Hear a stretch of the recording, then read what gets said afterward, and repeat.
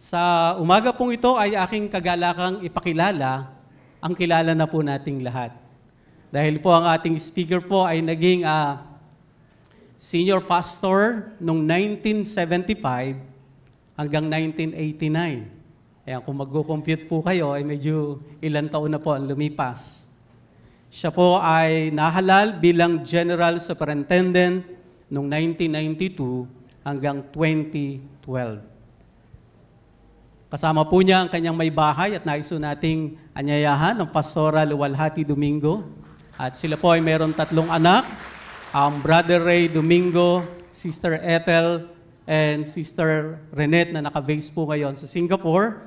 Hindi ko na po pakakatagalin. Nais ko pong anyayahan ang lingkod ng Panginoon, ang Bishop Reynaldo Domingo, ang lingkod ng Panginoon na maghahayag ng kanyang salita. Salamat, Pastor Santa Rita.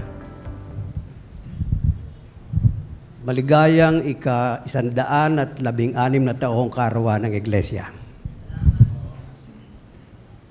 Ako po at ang aking may bahay ay nagbibigay galang sa mga leaders ng ating Iglesia, ang Consul Eddie, ang Madam Julie, ang Pastor Roger, Pastor Bugayong, Pastor Josue, ang lahat ng mga pastor ng iglesyang ito, ang Diakonisa, Tirce, at ang Chairman June Santos, at ang Church Board.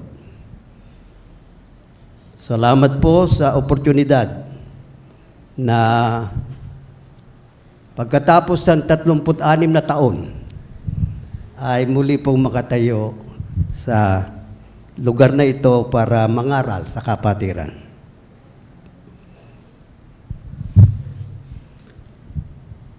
Ang paksa po ng aralin na ibinigay sa akin ng Pastor Santa Rita ay fearless. At ang talata po na doon ibinigay din sa akin ay hinango natin, hinango sa Filipos 1:14. Babasahin ko po. At ang karamihan sa mga kapatid sa Panginoon na nagkaroon ng tiwala dahil sa aking tanikala ay lalong nagkaroon ng katapangang ipahayag ng walang takot ang salita ng Diyos. Sinasabi po sa sa talatang ito na ang kapatiran sa Filipos ay nagkaroon ng katapangang ipahayag ng walang takot ang salita ng Diyos. Sa pagkumbida po sa akin ng ating Pastor Josue, ay sinabi ang layunin. Ang layunin ng gawain ito ay upang madagdagan ng katapangan ng kapatiran na ipangaral ang ebanghelyo ng pagliligtas. Loobin ng Panginoon na magampanan ko ang responsibilidad na ibinigay sa akin. Sa pagsisimula ng ating pag-aaral na nais kong sabihin, kung ang ipangangaral ay salita ng Diyos, at ang mga ngaral ay puspos ng Espiritu Santo, ang tagapangaral ay fearless. Noong ang bansang Romania ay bumagsak sa komunismo, pinatay ang mga leaders nito, mga pastor, mga leader ng mga simbahan, binilanggo ang marami. Kinumpiska ang mga banal na kasulatan at pinagbawalan ang mga tao na magbasa ng banal na kasulatan kung ito ay hindi pa nila nakuha. Merong isang pamilya na pangkaraniwang Kristiyano sa kanilang lugar, ngunit malalim sa pananampalataya. Isa sa kanilang mga anak ay batang babaeng 10 taong gulang na nag-aaral sa elementarya. Sa kagustuhan niyang ang ebanghelyo ay mapakinggan at malaman ng kanyang guro. Kanyang kinokopya ang mga talata ng Biblia sa isang papel. At kung siya ay nasa paaralan, at napansing walang nakakakita sa kanya, inilalagay niya sa bulsa ng coat ng kanyang guro ang mga talatang kanyang kinopya. Alam niya na kung siya'y mahuhuli, ihiwalay siya sa kanyang magulang, ibibalanggo siya, o maaring patayin. Ang batang ito, fearless, walang takot. Mula po sa ating binasang talata kanina, atin pong pag-aaralan ang dalawang katotohanan. Una, fearless through the Word. At ikalawa, fearless through the Holy Spirit. Atin pong pag-usapan ng una, fearless through the Word. Noong sulatin ni Apostol Pablo ang aklat ng Pilipos, siya ay bilanggo ng imperyo ng Roma at naghihintay na lamang ng hatol kung kailan ang kanyang kamatayan. Ngunit si Apostol Pablo na bilanggo ay pinayagang hindi ikulong sa bilangguan. Sa halip ay pinayagang tumira sa isang upahang tahanan, ngunit sapagkat bilanggo, siya ay may bantay na tinatawag na Praetorian Guard. Ang katumbas noon sa Pilipinas ay Presidential Guard. 24 na oras ang pagbabantay kay Apostol Pablo bawat araw. Ang mga bantay ay nagpapalit-palit bawat 6 na oras. May tanikalang nakakabit sa kanilang kasukasuan, wrist. Kay Apostol Pablo at ang dulo ay doon sa kawal na nagbabantay sa kanya. Sapagkat bawat 6 na oras ay kausap ni Apostol Pablo ang isa sa mga Praetorian Guard, bunga ng katapangan ni Apostol Pablo na ipangaral ang Ebanghelyo ng kaligtasan. Ang Ebanghelyo ay naipangaral sa lahat ng mga kawal ng elitistang grupong militar na ito. At pansinin natin ang sinabi sa Biblia. Pilipos 1:13. Anupat ang aking mga tanikala kay Kristo ay nahayag sa lahat ng mga bantay pretoryo. The whole Praetorian Guard nadinig ang Ebanghelyo at nakakilala. Tutuloy ko po at ng mga iba pa. Hindi lamang ang mga Praetorian Guard o Presidential Guards ang nakadinig ng Ebanghelyo at tiyak na ang pinakamarami sa kanila ay naligtas. Pero bukod sa kanila, sinabi ng talata, mayroon pang iba. Ang tinutukoy na iba rito ay ang nasa palasyo ng Emperador Cesar. Pakinggan natin ang sabi ng kasulatan. Pilipos 4:22. Binabati kayo ng lahat ng mga banal, lalong-lalo na ang mga kasambahay ni Cesar. Mula sa mga sundalo na nakakilala sa Panginoon ay narating ng Ebanghelyo ng pagliligtas ang palasyo ng Emperador Cesar, ang kanyang mga kaanak, at sila na may tungkulin sa pamahalaan. Paano nagkaroon ng tapang si Apostol Pablo na ipangaral ang Ebanghelyo ng pagliligtas? Sa kasaysayan ng buhay ni Apostol Pablo ay ating makikita ang dalawang nangingibabaw na dahilan. Two dominant reasons. Una, ang Panginoong Hesus na nagbangon sa libingan ay nagpakita sa kanya. The resurrected Christ appeared to Paul. 1 Corinto 15, 3 hanggang 8. Sapagkat ibinigay ko sa inyo una sa lahat, ang akin ding tinanggap na si Kristo ay namatay para sa ating mga kasalanan ayon sa mga kasulatan, at siya inilibing at muling nabuhay ng 3 araw ayon sa mga kasulatan. At siya nagpakita kay Cephas, at pagkatapos ay sa 12, Pagkatapos ay nagpakita siyang minsanan sa mahigit na 500 kapatid na ang karamihan sa mga ito ay buhay pa hanggang ngayon. Bagaman, ang iba ay namatay na. Pagkatapos ay nagpakita siya kay Santiago. Pagkatapos ay sa lahat ng mga apostol. At sa katapusan, tulad ng isang ipinanganak na wala sa panahon, ay nagpakita siya sa akin. Doon ang galing ang isa sa tapang ni Pablo.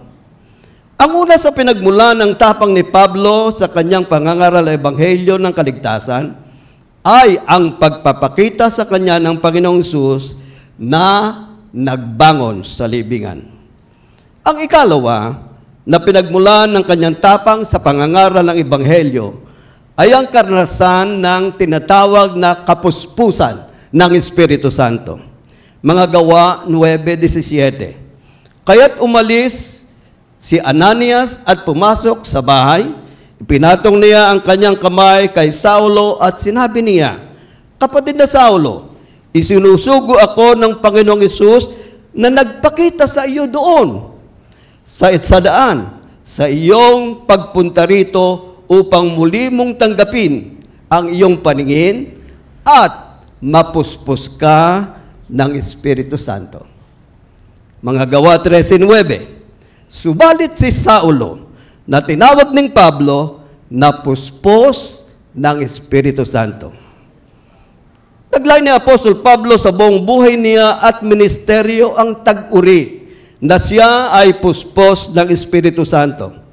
Ito ang sinabi tungkol kay Apostol Pablo ng 2 talata na katatapos nating basahin.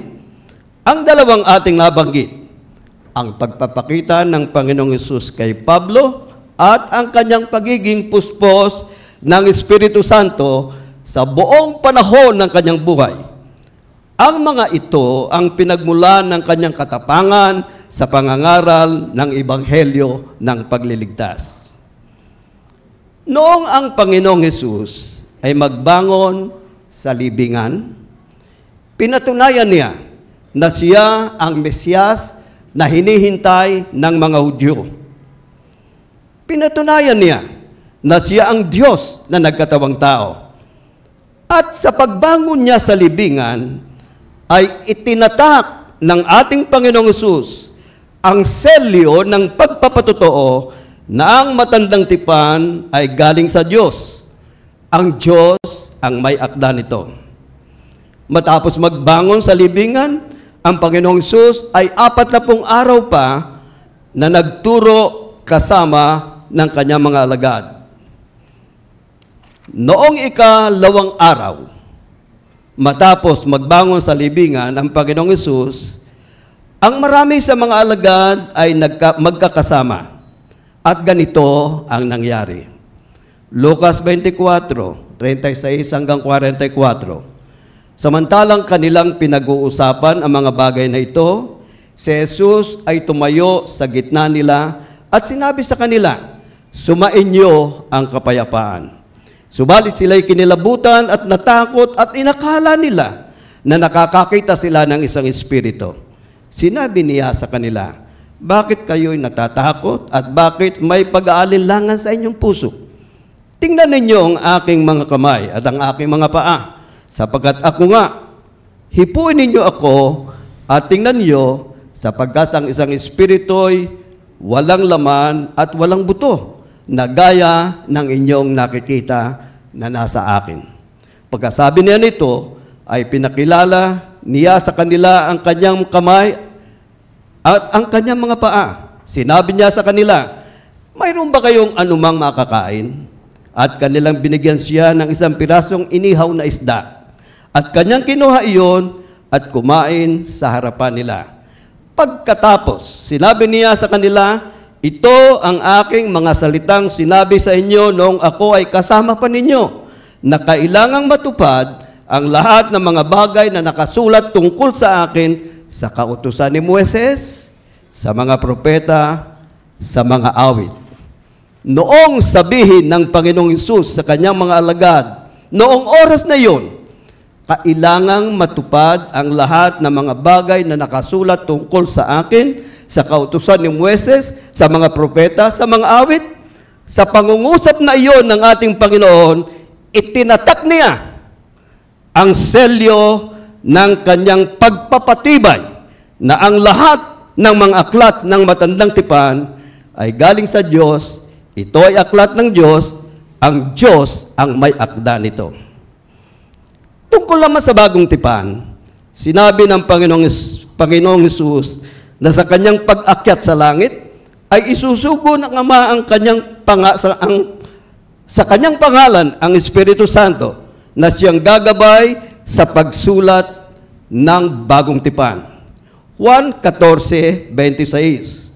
Subalit ang mga aliw, ang Espiritu Santo na susuguin ng Ama sa aking pangalan, siya ang magtuturo sa inyo ng lahat ng mga bagay at magpapaalala sa inyo ng lahat ng aking sinabi sa inyo. Ang mga nagsisulat ng mga aklat ng bagong tipan ay may maliwanag na unawa na ang kanilang mga isinulat ay galing sa Espiritu Santo. 2 Pedro 1:20-21.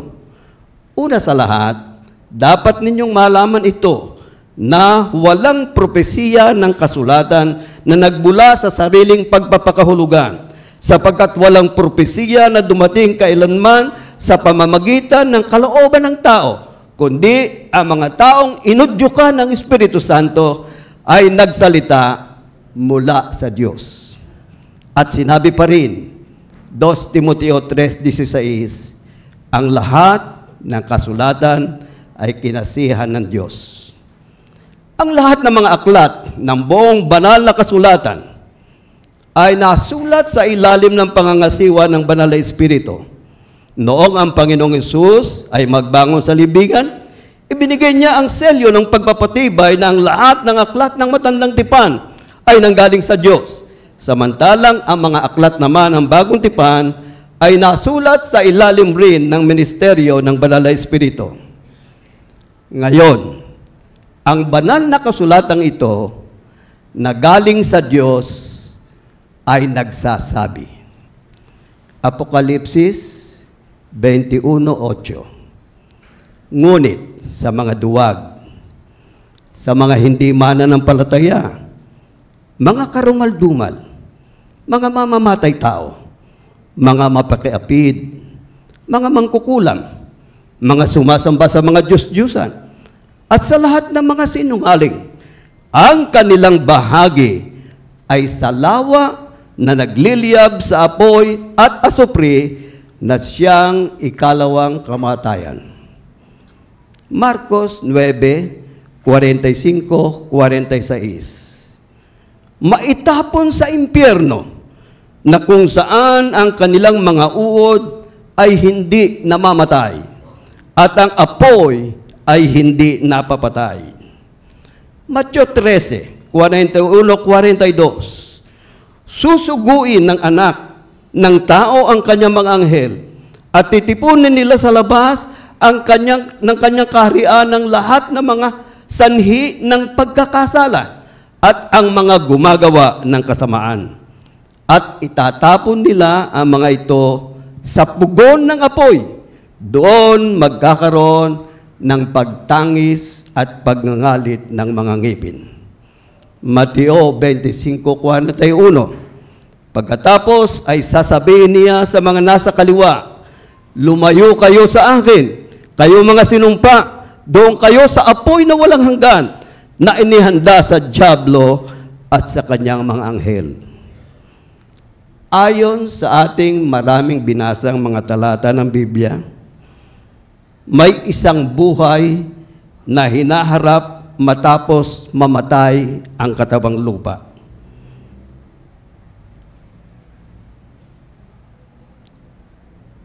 Kung hindi ka nanampalataya, ito ay ang impyerno. Ito ay lawa na nagliliyab sa apoy at asupri. Ang apoy ng impyerno ay sinasabing hindi namamatay. Ang uod na kumakain sa katawan ng tao sa impyerno ay hindi namamatay. Ang impyerno ay dako na ang mga taong dinala roon ay tatangis at magngangalit na mga ngipin na walang katapusan. Tutungo sa impyerno ang mga hindi mananampalataya, ang mga sumasamba sa mga Diyos-Diyusan, ang mga manggagawa ng kasamaan, o ang mga makasalanan. Sa kabilang dako, ang banal na kasulatan ding ito ang nagsabi ng katotohanan na mayroon namang langit. At ang langit ay dako ng una, hindi mailarawang kagandahan. 1 Corinto 2:9. Subalit, kagaya ng nasusulat, ang mga bagay na hindi nakita ng mata, hindi narinig ng tainga, at hindi pumasok sa puso ng tao, ay mga bagay na inihanda ng Diyos para sa kanila na nagmamahal sa Kanya. Ang langit ay dako ng lubos na kaligayahan. Mga awit 16:11. Iyong ipinakita sa akin ng landas ng buhay. Sa iyong harapan ay may kapuspusan ng kagalakan. Sa iyong kanang kamay ay mga kasayahang magpakailanman. Sa langit ay may ilog ng tubig, may punong kahoy. Apokalipsis 22:1-2. At pinakita sa akin ng anghel ang isang ilog ng tubig ng buhay na nagniningning na gaya ng kristal na lumalabas mula sa trono ng Diyos ng Kordero. Sa gitna lang ng sanga ng lungsod ay magkabilang panig ang ilog na naroon, ang punong kahoy ng buhay na namumunga ng 12 iba't ibang bunga na namumunga sa bawat buwan. Sa langit ay may tahanan. 1:14-2. Sinabi ng Panginoong Hesus, sa bahay ng aking Ama ay maraming tahanan. Sa langit ay may pagkain, mga hayop, mga musical instruments at iba pa. At ang buhay ng tao sa lupa na itinakda naman ng Diyos dito, 80 taon lamang ang maximum.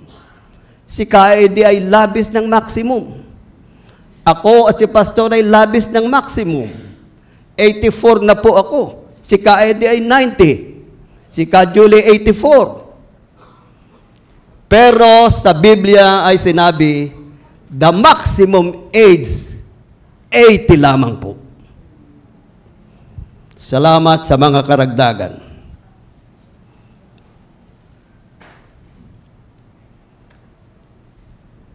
Kung tayo po ay naniniwala sa Biblia, sasabihin ninyo, kung aabot po kayo ng edad ni Kaede, sasabihin niyo maikli pa eh. Maikli pa. Ako po, sabi ko sa sarili ko, kamakailan lang. Maikli ang buhay. Pero, merong buhay na hindi natatapos na nakaharap sa bawat isa sa atin. Kung yon ang ating pinaniniwalaan, ang sinasabi ng banal na kasulatan, lahat tayo magkakaroon ng tapang, fearlessness, at pagmamadali, urgency, na ang ating mga mahal sa buhay, kasalamuhang mga tao araw-araw, ay agawin sa apoy ng impyerno. Datapwat ang malungkot na nangyayari sa mga mamayan ng daigdig at totoo rin sa mga Pilipino. Ang sinusunod ngayon sa panahong ito ay ang pilosopiya sa buhay na nagsasabing, you only live once. At bilang aplikasyon ng pilosopiyang ito, sa dahilang wala ng iba pang buhay pagkatapos ng buhay sa lupa, sa paniwala nila, kailangang samantalahin ng gawin ang lahat ng gusto mong gawin samantalang ikaw ay nabubuhay. Ang ina ng makabagong pilosopiyang ito ay ang tinawag na hedonist philosophy na nagsasabi, let us eat, drink, and be merry, for tomorrow we shall die. Ang isa sa sanga ng pilosopiyang ito na nakaugnay sa sexualidad ng tao ay ang website na dumating sa Pilipinas. Tinanggihan ito sa Taiwan at sa South Korea. Datapwat tinanggap sa Pilipinas nang doon ay Justice Secretary Laila de Lima. Ang motto ng website ay ito: Life is short, have an affair. Kung tatagulugin, maikli ang buhay, mga liwa.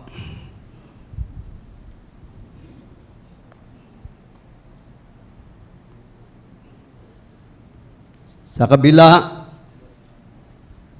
sa balita, bago-bago pa lamang ito noon sa Pilipinas, lubang marami na ang nagpa-subscribe. Fearless through the word. Fearless through the Spirit.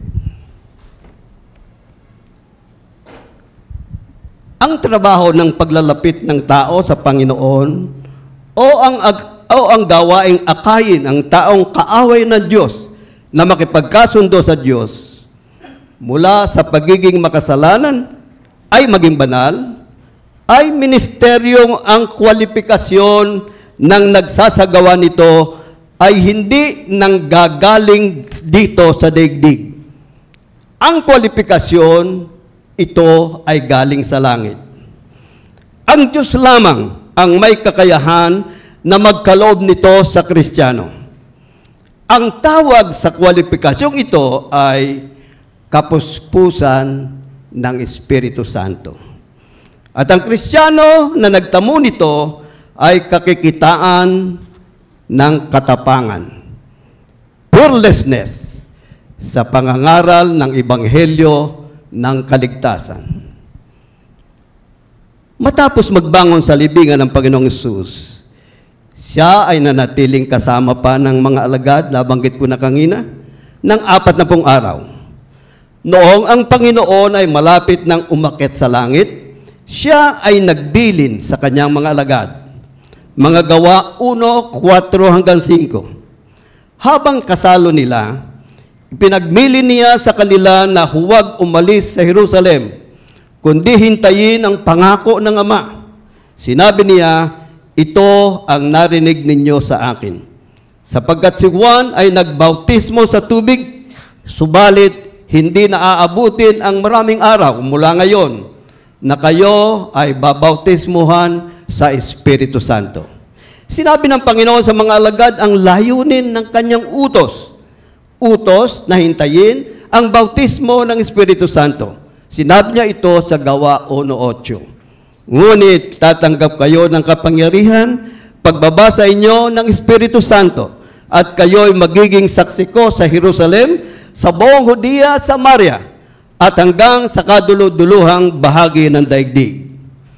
Matapos itong ibilin ng Panginoon, noong 40 araw ng pagbangon ng Panginoong sa libingan, siya ay umakyat sa langit sa paningin ng kanyang mga alagad.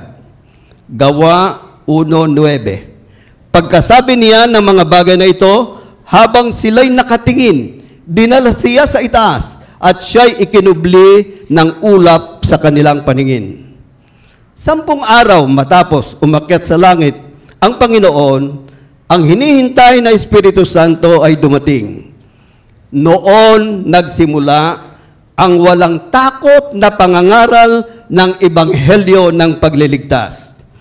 At ang walang takot na pangangaral ng mga alagad ay sinabayan ng mga mahimala at makapangyarihang pangyayari. Sa pamamagitan ng mga alagad na si Pedro at si Juan, pinalakad ng Panginoong Hesus ang 40 taong gulang na lalaking lumpo mula pa nung siya ipanganak.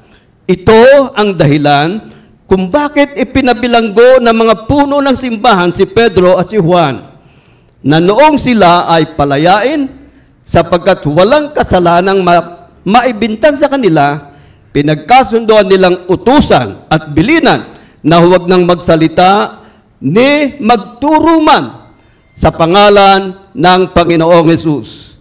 Ngunit si Apostol Pedro at Juan, mula pa noong dumating ang Espiritu Santo, ay nanatiling puspos ng Espiritu Santo, ay sumagot sa mga puno ng relihiyon.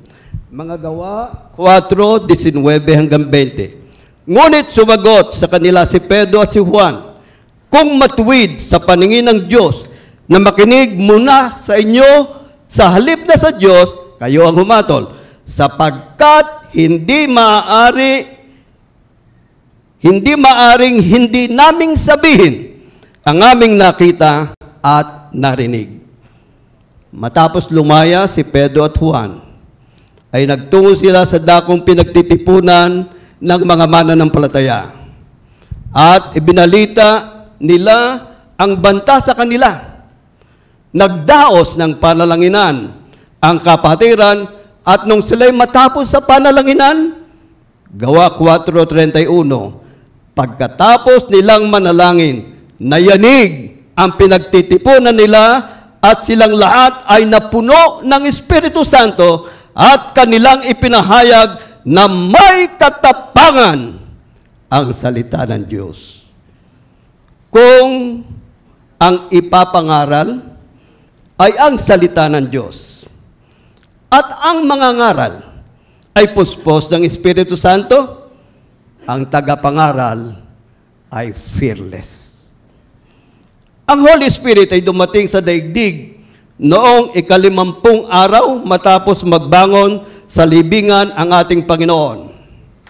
Natanggap ng mga alagad ang mga mananampalataya, kasama nila ang bautismo ng Espiritu Santo o ang tinatawag na kapuspusan ng Espiritu Santo.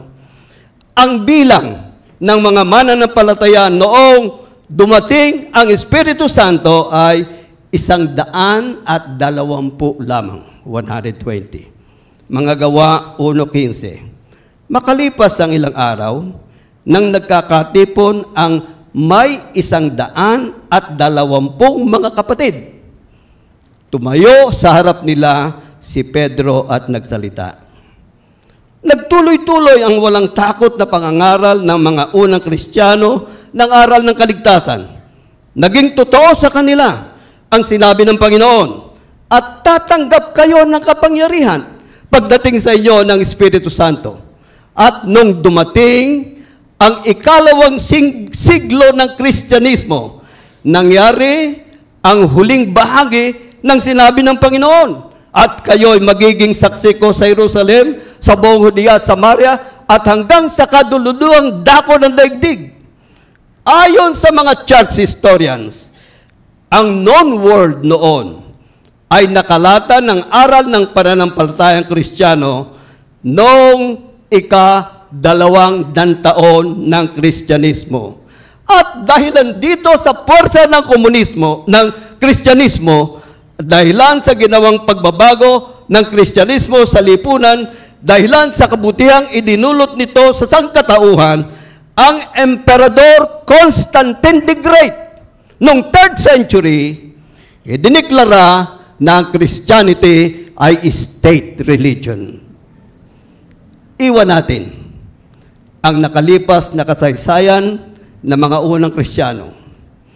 Ituon natin ang ating pansin sa kasaysayan ng Kristyanismo sa ating bansa.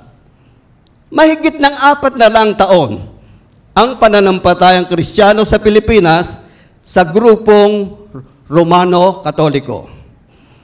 Ang pananampalatayang Kristiyano naman sa grupong Protestante ay mahigit ng 100 taon sa Pilipinas. Tayo dito, 116 years. Nanggaling yan mula sa Methodist Mission, Presbyterian Mission, Baptist Missions, at ilan pang independent mission societies. Ipaghalimbawa natin na sa loob ng 2 taon ng pinagsama-samang pagsisikap ng iba't ibang Protestant missions na ito. Ipaghalimbawa na lang na merong 120 ang naging mananampalataya. Bakit pagkatapos ng mahigit 100 taon ay hindi pa nakalatan ng aral ng pananampalatayang Kristiyano ang buong Pilipinas? Bakit pagkatapos mahigit 100 taon ay tila walang impluensya ang biblical Christianity sa buhay ng pamayanang Pilipino? Ang kalagayang ito ng biblical Christianity sa Pilipinas ay nagpapaunawa sa atin ng dalawang katotohanan. Sa amin na tagapangaral ng Ebanghelyo at sa kapatirang aming pinapangaralan, kulang at mababa ang pagpapahalaga sa banal na kasulatan. Sa amin na tagapangaral ng Ebanghelyo at sa inyong pinapangaralan ng Ebanghelyo, ang buhay ay hindi puspos ng Espiritu Santo. Ang aralin ng Biblia tungkol sa kapuspusan ng Espiritu Santo ay lubhang ginhawang unawain. Ang summary nito ay ang sumusunod: pagpapasya na mabuhay na hindi nakakampi sa sarili. Ikalawa, hilingin sa Diyos na ipaalam sa atin ang lahat ng uri ng kasalanang nakikita ng Diyos sa atin at ating pagsisihan, at sabihin sa Diyos na tulungan tayong iwanan. Ikatatlo, bawat kasalanang ipinaalam sa atin ng ating Diyos, taimtim nating pagsisihan. Ikaapat, matapos nating matanggap ang pagpapatawad ng Diyos, ay ihandog natin ng ating buhay, kabuhayan at kinabukasan sa Diyos. At buong taimtim na sabihin sa ating Panginoon, Lord, bautismohan mo ako ng Espiritu Santo. Gagawin yun ng Diyos sapagkat yun ang kanyang gusto. Kung ang ipangangaral ay salita ng Diyos at ang mga ngaral ay puspos ng Espiritu Santo, ang mga ngaral ay fearless. Nung bumagsak ang North Vietnam sa komunistang Vietcong, tulad din ng nangyari sa Romania, pinatay ang mga pastor, ibinalanggo ang marami, hinuli at ibinalanggo ang maraming mga leaders. Isang araw, sa isang munting kapilya, pumasok ang isang grupo ng mga komunistang Vietcong, nagsesermon ng pastor, pumunta sa pulpito, pinahinto siya sa pagsesermon. Kinuha ang mikropono at nag-announce. Nakita niyo ang aking mga kasama. Pinakita na meron doon sa bungad ng dalawa, meron dalawa sa magkabilang gilid, at merong kasama na isa dito. Sabi, lahat kayo, makakauwi sa inyong pamilya. Lahat kayo makapamumuhay ng maayos sa isang kondisyon. Iiwanan ninyo ang inyong Biblia rito, iiwanan niyo ang inyong mga hymnals dito, at nakita niyo sa inyong bulletin board, meron dong larawan ng sinasabi niyong Kristo. Lalabas kayo. Pagdating niyo sa larawan, duduraan niyo siya, at kayo ay makakalabas. Kung hindi niyo gagawin, pinakasa ang mga baril ng kanyang mga kasama. Dumating ang isang malaking katahimikan. Di nagtagal, isa na pangulo ng kapisanan, dahan-dahang tumayo, iniwanan ng kanyang Biblia at ang himnal. Mabigat ang paang unti-unting lumakad patungo doon sa pintuan. At nung nasa tapat na siya noong bulletin board, dinuran ng larawan ng Panginoon. Ngumiti ang mga kawal komunista. Tumango yung nagbabantay, pinawi siya. Ginaya siya ng marami. Kalagitnaan yung pastor ang umalis. Nung iilan na lamang ang naroon, mayroong isang Sunday school teacher na dalagita. Hinawakan niya ang kanyang Bible, kinuha niya ang kanyang manual ng pagtuturo, dahan-dahan siyang lumakad. At nung nasa bulletin board na siya, tinanggal niya ang larawan ng Panginoong Sus. Niyakap, humarap sa kawal, at nagsabi, "Now, shoot!"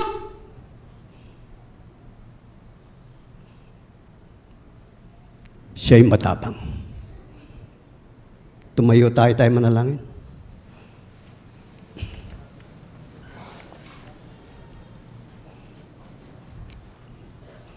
Lord, patawarin mo kami.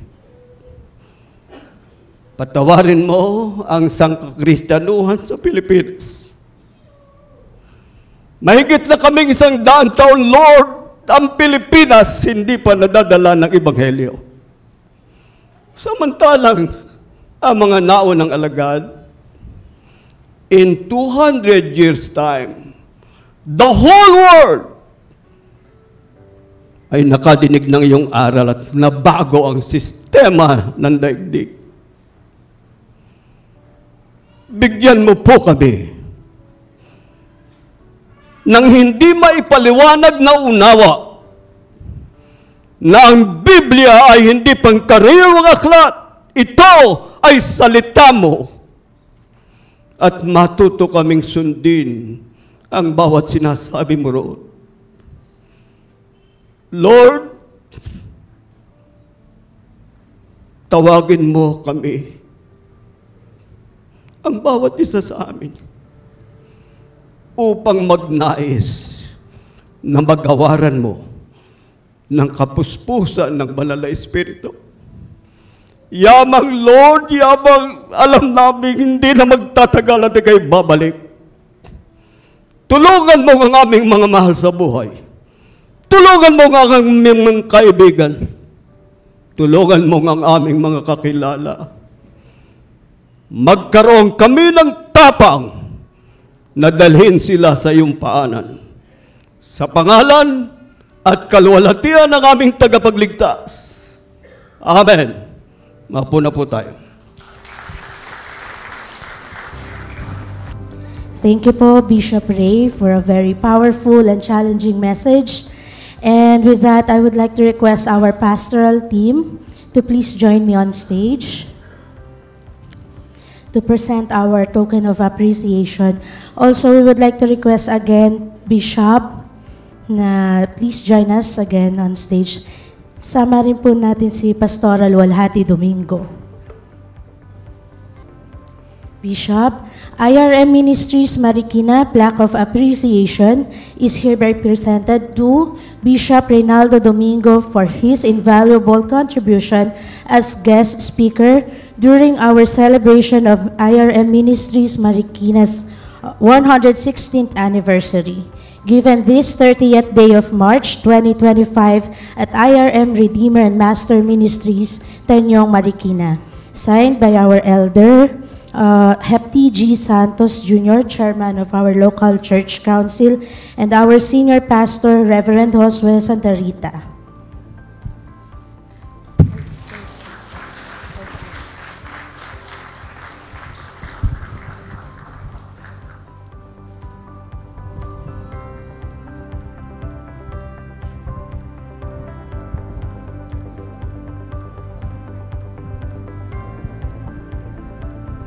We would like to request our chairman, Kuya El, to join us.